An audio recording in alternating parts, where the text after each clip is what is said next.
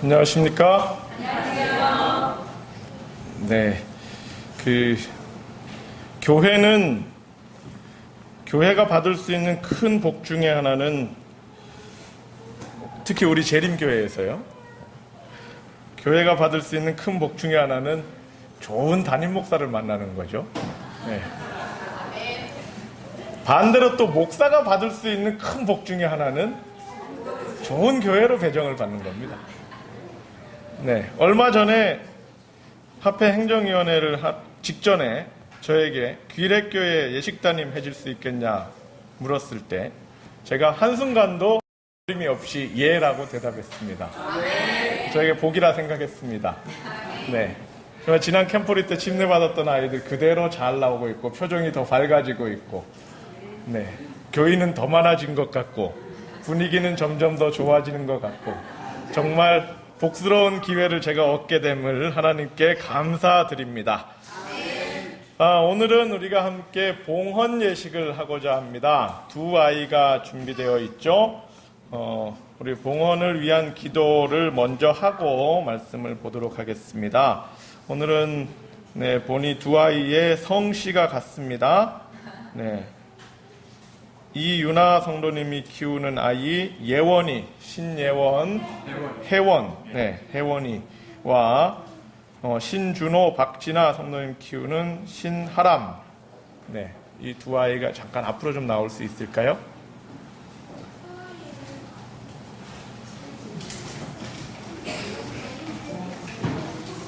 이미 성도님들은 다 아시죠? 이렇게 생긴 아이들이라는 것을.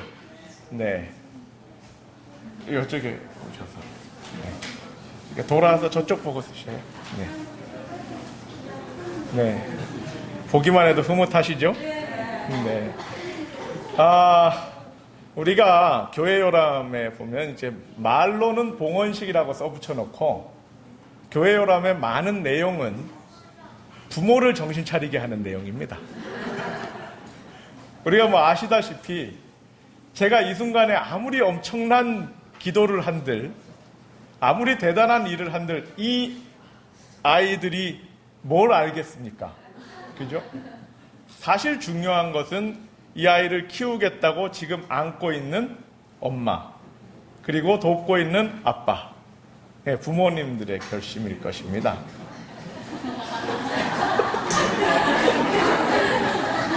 저를 보면서 먼저 웃어주고 이렇게 격렬하게 반응해주는 아이는 난생 처음입니다. 네. 네. 그래서 아이의 어떠함보다 사실 더 중요한 것이 부모님의 어떠함이죠.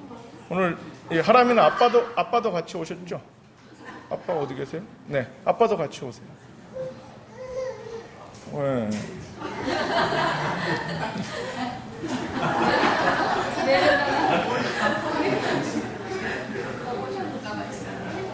걸어 다니고 싶은가 보네요. 네, 내려놓으셔도 됩니다. 네. 아주 독립심이 강한 아이군요. 네. 우리 두 아이를 키우는 부모님께 물어보겠습니다. 이 물음에 대하여 그러겠다고 답을 하셔야 봉헌식이 성사가 됩니다. 네. 그래서 지금은 약간 동의가 좀 안 되거나 약간 내가 그럴지 못할 것 같다는 걱정이 좀 되더라도 일단 대답을 하셔요. 네. 그렇게 하고 그렇게 살기 위하여 노력을 하시면 되겠습니다. 세 가지 여쭤볼게요.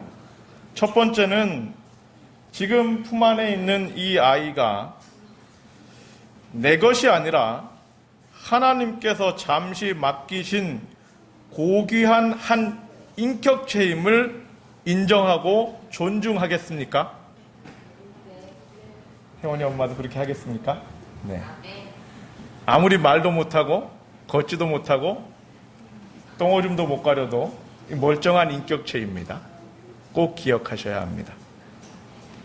두 번째는 이 아이의 성장에 필요한 도움을 주기 위하여 부모의 의무를 충실히 다하겠습니까? 당연한 거죠. 네. 이 당연한 것이 당연치 않은 세상을 우리가 살고 있기도 합니다. 이 아이가 자라가는 과정에 필요한 정서적인 도움, 재정적인 도움, 사회적인 도움, 모든 것들을 위하여 부모로서의 최선의 노력을 다하는 부모님들이 되길 바랍니다. 세 번째는 에베소서 6장 4절의 명령처럼 이 아이를 주님의 교훈과 훈계로 양육하는 일에 최선을 다하시겠습니까? 네, 감사합니다. 이 세 가지에 대하여 결심하고 약속하셨으므로 우리가 함께 봉헌 기도를 드림으로 이 아이를 하나님께 맡기도록 하겠습니다. 우리 먼저 혜원이가 이쪽으로 좀 오실래요?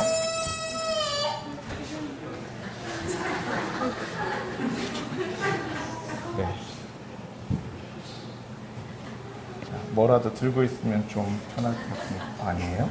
네. 자, 우리 혜원이를 위하여 기도하겠습니다. 우리 성도님들도 같은 마음으로 이 아이를 위하여 기도해 주시기 바랍니다. 하나님 아버지, 여기 귀한 한 생명 신혜원 어린이 주님 앞에 왔습니다. 모든 성도들 앞에서 엄마의 결심이 있고 이 아이의 삶을 위하여 최선을 다하기로 노력하겠사오니 하나님, 이 아이를 지키고 보호하고 돌보아 주시옵소서. 태어난 순간부터 이끄신 하나님께서 죽는 그 순간까지 이후의 영원한 삶까지 언제나 건강하게 하시고 맡은 일에 최선을 다하는 한 사회인이 되게 하시고 주변 사람들에게 도움을 끼치는 훌륭한 사람이 되도록 도와주시옵소서. 이 일을 위하여 이 아이가 성장해 나가는 과정을 돕는 그 부모의 마음에 함께하여 주셔서 언제나 사랑하게 하시고 언제나 서로를 돌보며 화목한 가정을 만들어 나가는데 최선을 다하도록 도와주시옵소서. 이 성도들 모두가 이 아이의 엄마로서, 이 아이의 아빠로서, 이 교회가 다 나서서 이 아이를 건강하게 키워내는 일에 협력하고 노력하는 교회 되도록 주님 도와주시옵소서. 주님의 은혜가 혜원이의 모든 삶에 함께해 주시길 바라며 살아계신 예수님 이름으로 기도드립니다. 네, 서신 김에 봉헌 증서를 드리겠습니다. 18-01호 이름 신혜원, 아버지 신양섭, 어머니 이유나, 2017년 6월 27일생. 위의 어린이는 하나님의 자녀로서 그의 평생을 구별하여 하나님께 봉헌되었으므로 이 증서를 드립니다. 2018년 7월 21일 제7회 안식일 예수재림교 귀례교회.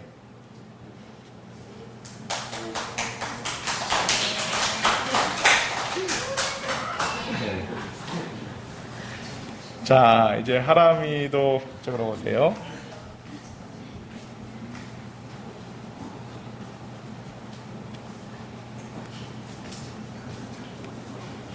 하람이는 지금 잠들어 있습니다. 보시는 바와 같이.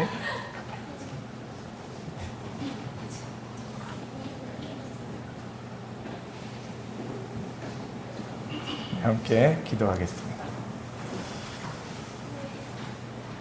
하나님 아버지, 이 작은 아이 하람이의 머리에 손을 얹고 기도합니다. 우리 모든 성도님들의 마음을 받으셔서 이 아이의 앞으로의 모든 삶이 안전하고 건강한 삶이 되도록 도와주시옵소서. 이 아이를 키워내는 부모님에게 함께 하셔서 언제나 말씀에 입각하여 주님의 교훈과 훈계로 아이를 키워내는 일에 최선을 다하도록 도와주시옵소서.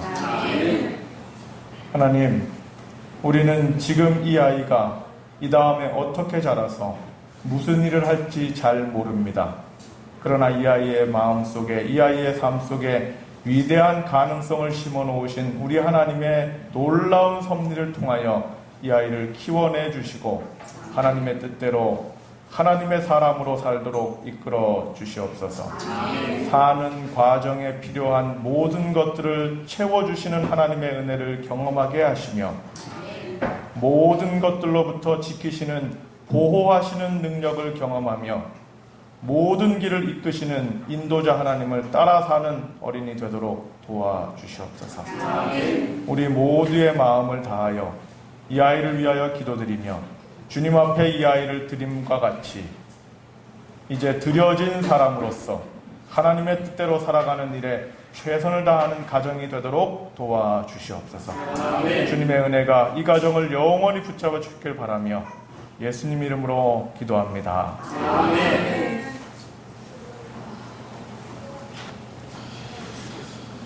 봉헌증서 18-025 신하람 2018년 2월 6일생 아버지 신준호 어머니 박진아 위의 어린이는 하나님의 자녀로서 그의 평생을 구별하여 하나님께 봉헌되었으므로 이 증서를 드립니다. 2018년 7월 21일 제7회 안식일 예수재림교 귀례교회.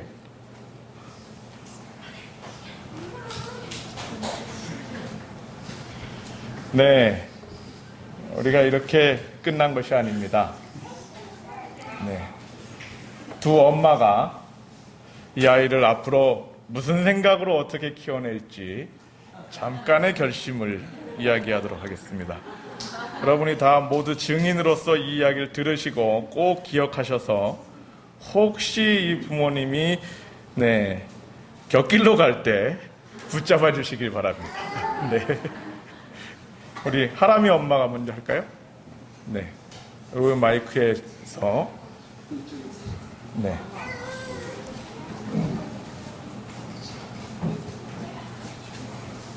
하나님 안에서 건강하게 주시라.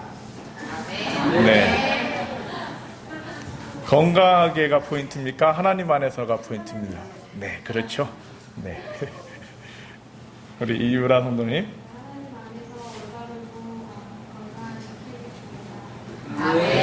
네. 감사합니다. 두 가정에 맡겨진 이 귀한 아이가 분명히 하나님의 섭리로 맡겨졌음을 우리가 믿듯이 이후의 삶도 하나님께서 이끌어 주실 것을 믿습니다. 다 같이 언제나 격려해 주시길 바랍니다. 감사합니다. 자리로 돌아가시면 되겠습니다.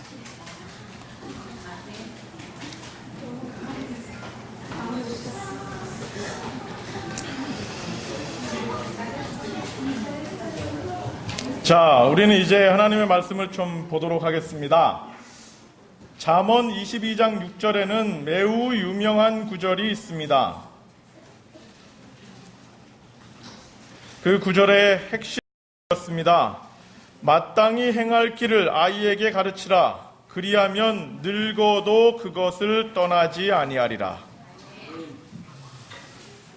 여러분 혹시 우리 학생들, 여기 앉아있는 학생들, 아까 잠깐 보니 아주 상태가 멀쩡하더라고요. 이 학생들 공부도 잘하나. 혹시 로렌츠라는 사람 아십니까? 로렌츠. 네. 작가 같아요. 네? 네. 꼭 몰라도 됩니다. 이 사람이요, 오스트리아 사람인데요, 학자예요. 동물학자입니다. 무슨 내용을 했냐면 이 짐승들의 행동 패턴에 대한 연구들을 하다가 그 연구가 너무나 특별하고 정말 좋은 연구다 그래서 1973년도에는 노벨상도 받으셨어요. 네. 그 상 받고 이제 한 15년 정도 더 살다가 돌아가셨는데 어쨌건 노벨상을 받을 정도로 인류에 기여한 연구를 하셨다. 근데 그분의 연구가 뭐냐면요, 이분이 오리를 키우셨습니다. 네. 오리를 키워가지고요, 오리가 이제 알에서부터 나오잖아요. 그래서 엄마 오리가 알을 낳은 거를 그 알 중에 이제 반을 이렇게 좀 슬쩍 갖다가 반은 엄마 오리가 계속 품게 냅두고 반은 이 박사님이 자기가 품으셨습니다. 그래서 이 오리 알이 깰 때까지 품었습니다. 그런 다음에 오리 새끼들이 부화했어요.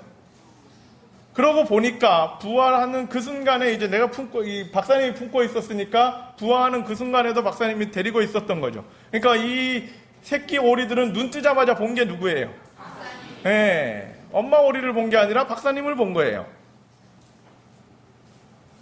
그러고 초기에 이 아이들 처음 태어난 새끼 오리들을 계속 키웠더니 이 다음에 어떤 현상이 일어났냐면 이 새끼 오리들이 진짜 지를 낳아준 엄마 오리를 봐도 본체만치 하는 겁니다.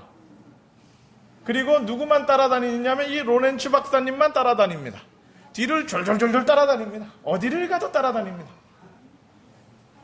그래서 아마 여러분 어떤 흑백 사진에 웬 할아버지가 양동이 같은 거 들고 걸어가는데 새끼 오리들이 한 줄로 쭉 따라가는 모습의 사진을 뭐 교과서나 뭐 어디서 본 적이 있을 것입니다. 그것을 이 로렌츠 박사의 그 연구에 의한 결론입니다. 그래서 이것을 그런 좀 어려운 단어로 추종행동이라고 표현하고요. 이렇게 막 태어난 짐승들이 그때 봤던 그 순간에 보고 배웠던 그 대상을 부모로 알고 붙어 다니는 이 추종행동을 다른 표현으로 각인이라고 합니다. 그래서 어떤 사람이요, 야 이건 오리만 그런 거다.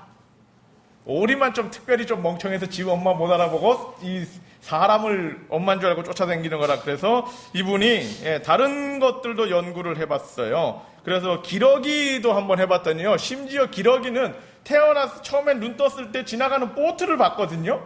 그래서 보트가 엄마인 줄 알고 계속 따라다니는 기러기도 있었다고 하고요. 파랑새도 그렇게 해봤더니 파랑새는 처음 태어나서 한 3일간 엄마가 파랑새의 지저귀는 소리를 들려주지 못 들은 파랑새는 계속 울지 못하더랍니다. 처음에 엄마의 파랑새 노래소리를 들었던 파랑새는 그거 듣고 따라해서 평생 아름다운 파랑새 소리를 내며 사는데, 초기에 그걸 못 들었던 파랑새는 평생 못하더래요. 이게 여러분, 우리가 가끔 이런 얘기 하죠. 특별히 머리가 나쁜 친구들을 뭐라고 부릅니까?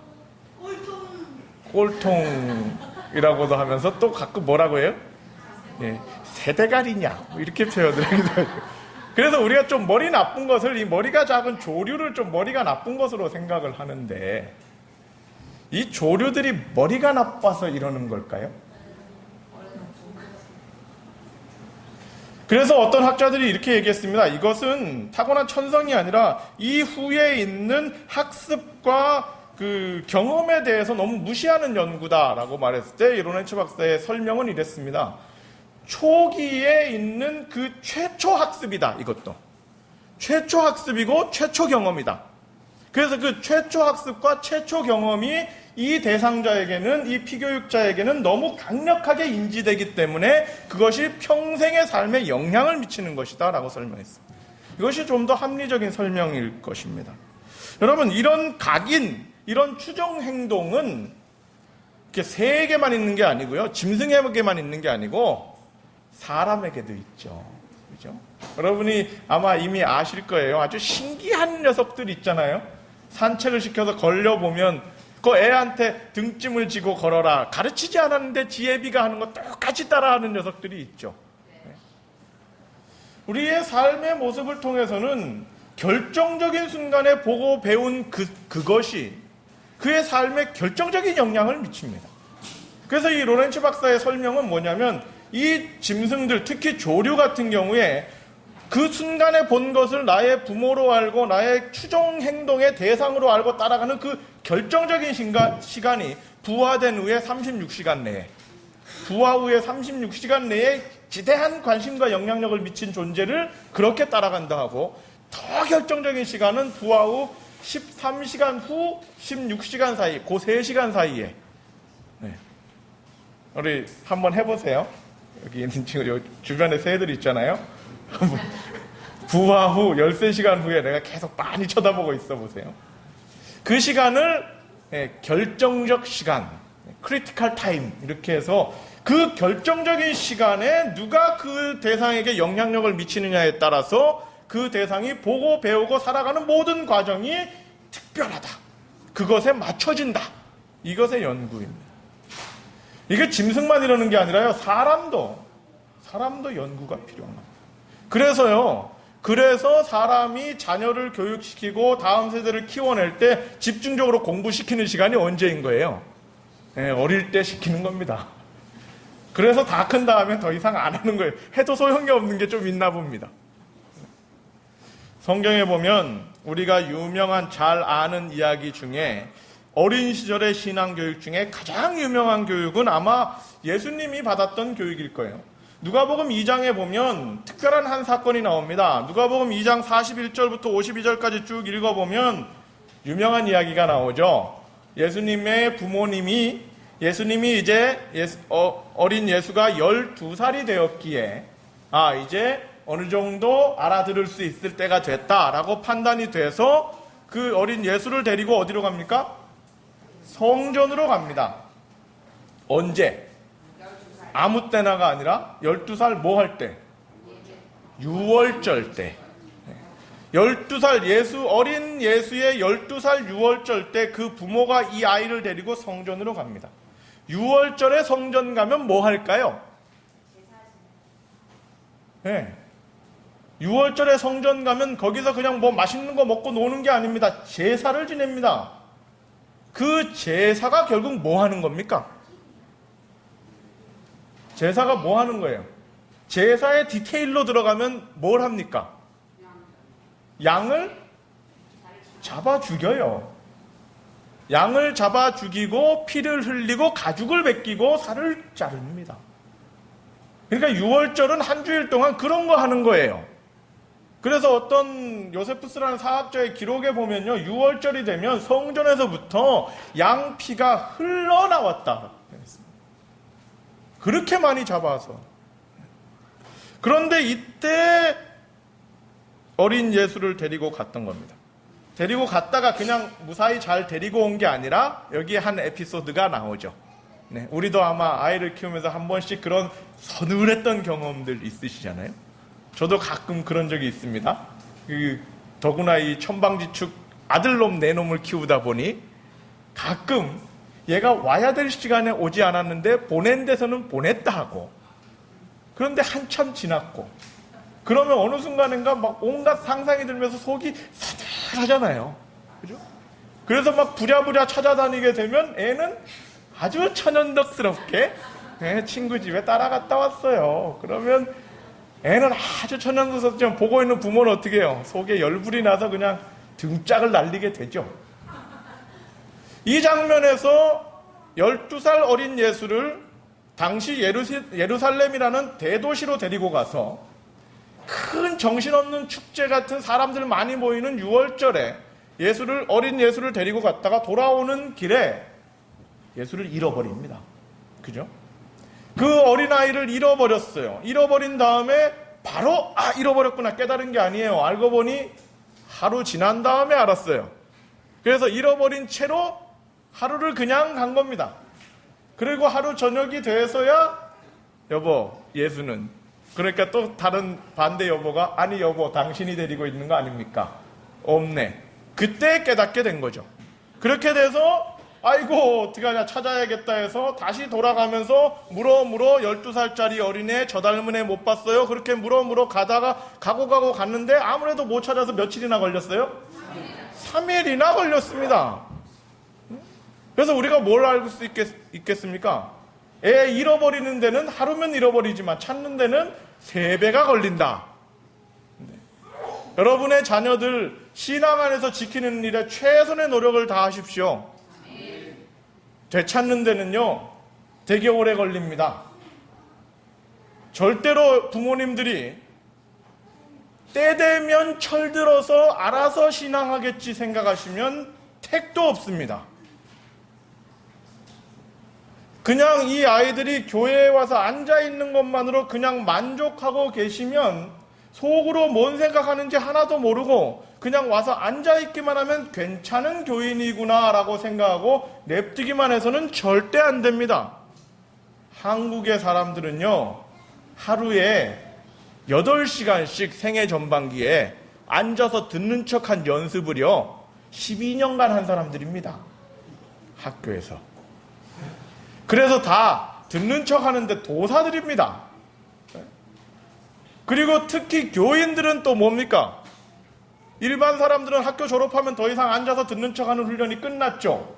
교인들은 그 이후로 평생 일주일에 3번씩 앉아서 듣는 척하는 훈련을 하고 있지 않습니까? 그래서요, 그냥 와서 이렇게 앉아있기만 한 것에 절대 만족하시면 안 됩니다. 이 아이들을 위하여 좀 더 투자하시고 얘네들이 뭔 생각하고 있는지, 어떤 것에 불편함을 느끼는지, 무엇을 더 중요하게 생각하는지에 대해서 많이 대화하시고 그것을 채워주려고 하시고 그런 시도들을 하셔야 됩니다. 잃어버리는데 하루 걸렸는데 되찾는데 3일 걸렸습니다. 그런데 우리가 여기서 한 가지 더 생각해 볼 것이 있는데요. 이 12살짜리 어린 예수 입장에서 한번 생각해 봅시다. 도대체 뭐 때문에 총 3일일지 4일일지 정확히 알 수는 없지만, 네? 어쨌건 최소 3일간 뭐 했어요? 부모로부터 떨어져 있었습니다. 12살짜리 아이가. 최소 3일간 부모로부터 떨어져 있었는데 3일 뒤에 부모가 예수를 찾았을 때 그 예수의 반응이 엄마 보고 싶었어요. 엉엉 울었습니까? 왜 날 냅두고 갔냐고 따졌습니까? 오히려 3일 만에 온 부모는 이놈의 자식아 너 어디 있었냐? 내가 너 못 찾아서 얼마나 고생했는지 얼마나 걱정했는지 모른다라고 말할 때 그 예수 12살짜리 아이는 뭐라고 얘기합니까? 네? 뭐라고 여기 나오죠? 49절 우리 한번 같이 읽어봅시다. 예수께서 시작. 예수께서 이르시되 어찌하여 나를 찾으셨나이까? 내가 내 아버지 집에 있어야 될 줄을 알지 못하셨나이까? 참 기가 막히지 않습니까? 부모는 거의 얼이 빠져서 자기 자식을 찾는데 3일 만에 드디어 찾았는데 그 애는 한다는 말이 천연덕스럽게 왜 찾았어요? 저는 원래 여기 있어야 돼요. 무슨 일이 있어서 왜 이랬을까요? 예수님이 어떤 신적인 임함이 있어서 무슨 귀신이 쪄서 이런 대답을 한 걸까요? 이때 12살 6월절 때 예루살렘 성전에 가서 예수님이 가장 많이 본 게 뭐였겠습니까? 양 죽는 것을 봤을 것입니다. 끔찍하게 죽어가는 양의 모습, 숨을 헐떡거리면서 피를 흘려 죽어가는 양의 모습, 그 하얗고 귀엽고 그 착한 그 귀여운 그 작은 짐승이 목이 따여서 피 흘려가는 그 모습을 계속 본 겁니다. 그 마음에 궁금증이 생기지 않았겠습니까? 왜 저러는 거죠? 그러면 그 왜 저러는 거냐고 궁금해서 물어보는 그 12살 아이에게 무엇을 가르쳐 준 겁니까? 랍비들이 가르쳐 준 겁니다. 여기 있는 선생님들이 3일 동안 이게 무엇을 의미하며 이게 무슨 일이다를 가르쳐 준 것입니다. 그것이 계속 궁금해서 더 물어보고 하느라고 엄마 아빠가 집에 가는 줄도 모르고 거기서 3일이나 있으면서 보고 배운 거죠. 즉 이 3일 동안 12살짜리 예수라는 이 아이는 어린 양들이 죽어나가는 그 장면의 충격에서부터 시작해서 이 양들이 왜 죽는 것이며 이 양들의 죽는 일이 출애굽기 시절부터 어떻게 시작됐으며 그것이 의미하는 바가 무엇이며 이 양의 죽음이 그냥 양 죽음으로 끝나는 것이 아니라 언젠가는 이 양을 예표하는 메시아의 죽음으로 마무리될 것에 대한 교육을 받은 거죠. 그래서 부모가 집에 가자 했을 때 여기가 우리 집인데요, 여기가 내 집인데요 라는 이야기를 한 거죠. 그러니까 즉 예수는 12살 어린 예수는 이 유월절 때 이곳에서 자기의 삶의 평생의 사명을 배우는 결정적인 각인의 시간이 됐던 겁니다. 그래서 부모는 그렇게 놀라서 애를 찾지만 아이의 대답은 제가 여기 있어야 될 사람입니다 라는 대답을 한 것입니다. 12살 예수에게 있어서 결정적인 시간, 크리티컬 타임은 바로 그 순간이었던 것입니다. 그 3일의 교육이 예수라는 한 사람을 메시아로 가는 길의 시작으로 삼았던 것입니다. 이 3일의 교육을 통하여 그 아이는, 그 예수라는 12살짜리 아이는 내가 무엇하며 살아야 될지에 대한 배움의 기회가 되었던 것이고, 앞으로 나의 삶의 사명이 어떻게 해야 되는지에 대하여 절실히 깨닫는 기회가 된 것입니다. 여러분, 여기에 이 교회에 오늘 봉헌을 했던 이 두 아이뿐만 아니라 인생의 결정적인 각인의 시간을 살아가는 청소년들이 여기 있습니다. 어린아이들이 여기 있습니다. 이 아이들에게 여러분들이 좋은 것을 각인시키는 부모요, 교사요, 성도들이 되시기를 간절히 바랍니다. 그렇게 될 때 어린 시절에 생애 전반기에 결정적으로 각인된 그 내용이 그의 삶을 평생 끌어가는, 견인하는 힘이 되는 것이고, 그렇게 살아간 사람이 하나님의 사람이 되며, 그렇게 살아간 사람이 주변에 유익을 끼치는 한 사람이 되는 것입니다. 이 교회가 더욱더 다음 세대를 키워내는 일에 노력하시며,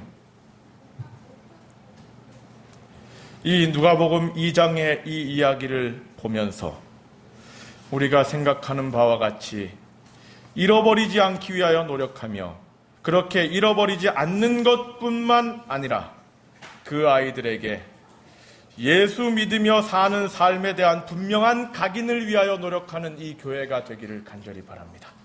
그래서 이 교회를 통하여 키워낸 다음 세대들이 이 교회뿐만 아니라 교단을 지지하며 사회를 바르게 이끌어 나가는 훌륭한 사람들로 성장해내는 그런 교회가 되는 것이 이 시대에 필요한 교회이며, 여러분이 바로 그런 성도들의 사명을 다하는 교회가 되시기를 간절히 바라며 말씀을 마치겠습니다.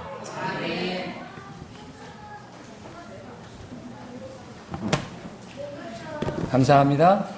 다 함께 일어나셔서 마치는 찬미 672장 부르시겠습니다. 찬미 후에 말씀 주신 목사님의 축도로 예배를 마치겠습니다.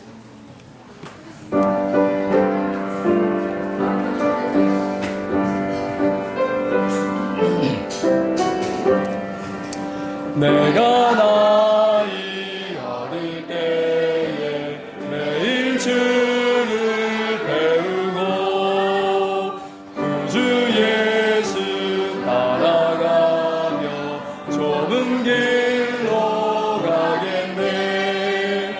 나의 구주 예수께서 나를 사랑하시니 내가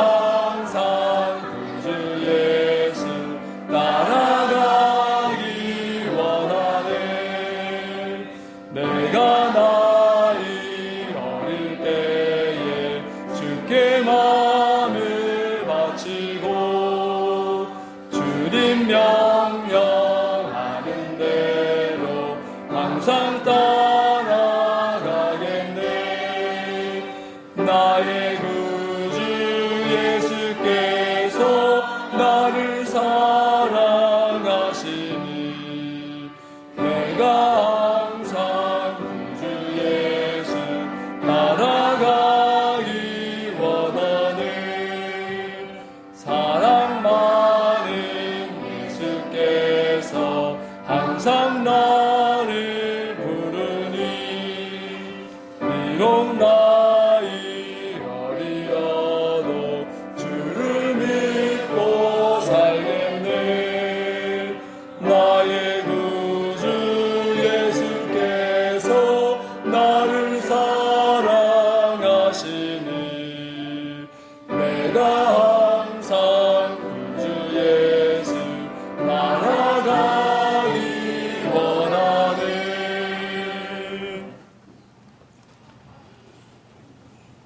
그러므로 아비들아 너희 자녀를 노엽게 하지 말고 오직 주의 교훈과 훈계로 양육하라. 이제는